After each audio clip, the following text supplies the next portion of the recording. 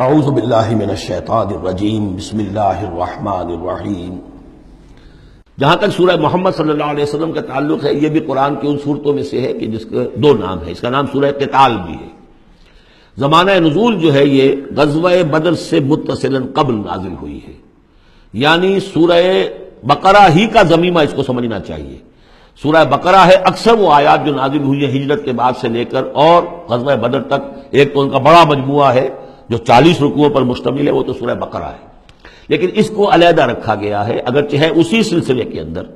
اور اس کے علیحدہ رکھنے کا میں بیان کروں گا کہ سبب کیا ہے۔ تو گویا کہ اس کو ایک طرح سے سمجھیے کہ زمانہ نزول کے اعتبار سے یہ سورہ بقرہ کا ضمیمہ ہے، غزوہ بدر سے قبل نازل ہوئی۔ اور اس کا پس منظر کیا ہے کہ جب یہ حضور نے صلی اللہ علیہ وسلم اپنا اقدام کا عمل شروع کیا ہے، یعنی ایک تو 12 برس تک مکے میں تو حکم یہ تھا کہ ہاتھ بندے رکھو، ہاتھ رکے رکھو، نو ریٹیلیشن، ریونج کا کیا سوال، انتقام تو بہت دور کی بات ہے، no raising of hands even in self defence, اپنے بچانے کے لیے بھی ہاتھ نہیں اٹھانے۔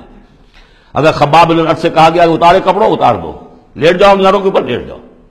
حضرت یاسر کو اور حضرت سمیہ کو اور حضرت عمار کو جو کچھ بھی ایذائیں دے رہا تھا ابو جہل، کسی مسلمان کو اجازت نہیں تھی کہ جا کر اس کا ہاتھ پکڑے، نہیں۔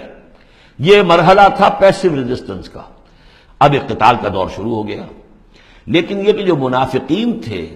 یا جن کے دلوں میں روگ تھا، جو اب اس جان جوکھوں میں ڈالنے کے لیے تیار نہیں تھے، وہ کچھ کہہ رہے تھے کہ آخر لڑائی بھڑائی کا کیا فائدہ ہے، یہ تو کوئی صلح سے کام کرنا چاہیے۔ یا کوئی یہ بھی کہتا ہوگا کہ گڑ دے کر مارا جا سکتا ہو تو زہر کا کو دینا ہے، ہم اپنی دعوت و تبلیغ کے کام کو بس جاری رکھیں۔ اور یہ تو محمد نے، معاذ اللہ میں ان کی بات نقل کر رہا ہوں، یہ محمد نے خود جو ہے مہم جوئی شروع کر دی ہے کہ انہوں نے جو ہے ان کو چھیڑ چھاڑ شروع کر دی، ان کے قافلوں کا تعاقب شروع کر دیا، ان کی جو ہے وہ گویا کہ لائف لائن کے اوپر ہاتھ ڈال دیا۔ تو یہ حقیقت اقدام تو کر رہے ہیں یہ خود، اور اس سے گویا کہ لڑائی بھڑائی کا سلسلہ شروع ہو جائے گا۔ تو ان کے دلوں میں تو تھا روگ نفاق کا، کہ وہ چاہتے نہیں تھے کہ ہمارے ایمان کا یہ امتحان ہو جائے کہ ہم سے کہا جائے کہ نکلو اللہ کی راہ میں جان ہتھیلی پر رکھ کر، لیکن وہ جو اس کی آڑ لے رہے تھے وہ کہہ رہے تھے کہ یہ لڑائی بھڑائی اور یہ جو ہے فساد، بلکہ صلح جوئی کے ساتھ معاملہ کرو۔ اور نوٹ کر لیجیے سورہ بقرہ کے دوسرے رکوع میں آیا تھا وَإِذَا قِيلَ لَهُمْ لَا تُفْسِدُوا فِي الْأَرْضِ قَالُوا إِنَّمَا نَحْنُ مُصْلِحُونَ أَلَا إِنَّهُمْ هُمُ الْمُفْسِدُونَ وَلَٰكِن لَا يَشْعُرُونَ۔ تو گویا کہ اس جو بھی ہو رہی تھی اس وقت، ان کی جو ذہن کی کیفیت تھی، اس میں اللہ تعالیٰ کی طرف سے یہ سورہ مبارکہ نازل ہوئی ہے، اور یہ اسلوب کے اعتبار سے پورے قرآن میں منفرد ہے۔ بالکل ابرپٹلی شروع ہو رہی ہے، کوئی تمہید نہیں، کوئی حروف مقطعات نہیں، کوئی اللہ کی حمد، کوئی اور شے، کچھ نہیں، قرآن مجید کی عظمت کچھ نہیں، بلکہ الذین، اس سے جملہ شروع ہو رہا ہے جو عام طور پر جملے کے شروع کے لیے عام اسلوب نہیں ہے۔ پھر یہ کہ وہ جو اسلوب ہوتا ہے آیات کے آخر میں اللہ تعالیٰ کے اسماء اور اللہ کی صفات کا، انہ عزیز الحکیم، وہ تو بڑا غفور ہے، رحیم ہے، اس طرح کی کوئی شے آپ کو یہاں نہیں ملے گی۔ اسلوب بالکل مختلف ہے، ہر آیت ابرپٹ شروع ہو رہی ہے، سورت بھی ابرپٹلی شروع ہوئی ہے اور ابرپٹلی ختم ہو جائے گی۔ اسی طریقے سے ہر آیت جو ہے شروع ہوتی ہے اور ابرپٹلی ختم ہو جاتی ہے، بغیر کسی اختتامی اللہ کے اسماء اور صفات کے حوالے کے۔ باقی اس میں اور سورہ جو اگلی سورت ہے سورہ فتح، اس میں کیا ترتیب ہے وہ یہ ہے کہ حضور کی انقلابی جد و جہد کا جو آخری مرحلہ تھا، یعنی قتال، آرم کانفلکٹ، اس سے متصلاً قبل یہ سورہ محمد نازل ہو رہی ہے، اور اس کا جو اختتام ہو رہا تھا اور اللہ تعالیٰ کی طرف سے جو فتح آئی ہے اس کی تمہید ہے سورہ حدیبیہ، انا فتحنا لک فتحا مبینا۔ تو گویا کہ یہ دونوں اینڈ ہیں اس کے، جو آخری مرحلہ تھا انقلاب محمدی صلی اللہ علیہ وسلم کی جد و جہد کا، اس میں جو عام کانفلکٹ شروع ہو رہا ہے غزوہ بدر سے، اس سے قبل یہ صورت نازل ہوئی۔ اور جب آخری فتح ہونے والی ہے، اور وہ فتح مکہ کی ہوگی، لیکن اس سے قبل جو اللہ نے تمہیدی فتح دی ہے وہ فتح ہے انا فتحنا لک فتحا مبینا، وہ صلح حدیبیہ جس کا ذکر جو ہے وہ سورہ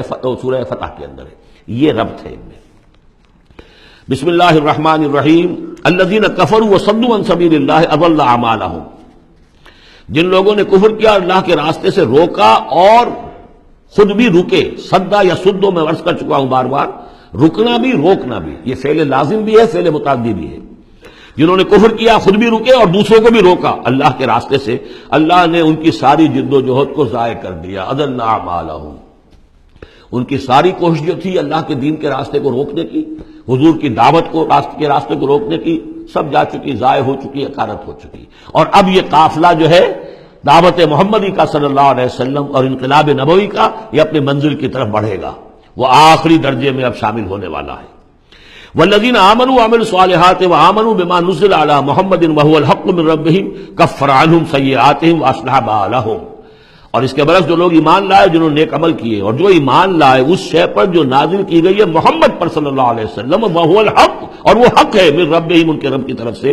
کفر عنهم سیئاتهم، اللہ نے دور کر دیے، معاف کر دیے ان سے ان کی خطائیں، ان کی غلطیاں، وَأَصْلَحَ بَالَهُمْ، اور ان کے حال کو، ان کی کیفیت کو سنوار دیا، بنا دیا، ان کی سیرتیں، ان کے کردار۔ اب دیکھ لو یہ جب صحابہ کی جماعت جو ہے، ان کی سیرتیں دیکھو، ان کی شخصیتیں دیکھو، اللہ تعالیٰ نے ان کو نکھار کر ان بھٹیوں میں سے گزار کر کے جو مکے میں تھیں، جن میں سے کہ آزمائشوں کی بھٹیوں میں سے نکل کر آئے ہیں، تو کندن ہو چکے ہیں، خالص زر خالص۔ ذالک بأن الذین کفروا اتبعوا الباطل، یہ اس لیے کہ جن لوگوں نے کفر کیا انہوں نے باطل کی پیروی کی، لہذا وہ تو نتیجہ اس کا وہی نکلنا تھا جو نکل رہا ہے۔ وَأَنَّ الَّذِينَ آمَنُوا اتَّبَعُوا الْحَقَّ مِن رَبِّهِمْ، اور جو لوگ ایمان لائے انہوں نے پیروی کی حق کی جو ان کے رب کی طرف سے آیا ہے۔ كَذَلِكَ يَضْرِبُ اللَّهُ لِلنَّاسِ أَمْثَالَهُمْ، اسی طرح اللہ تعالیٰ لوگوں کے لیے ان کی مثالیں بیان کرتا ہے۔ صدق اللہ العظیم۔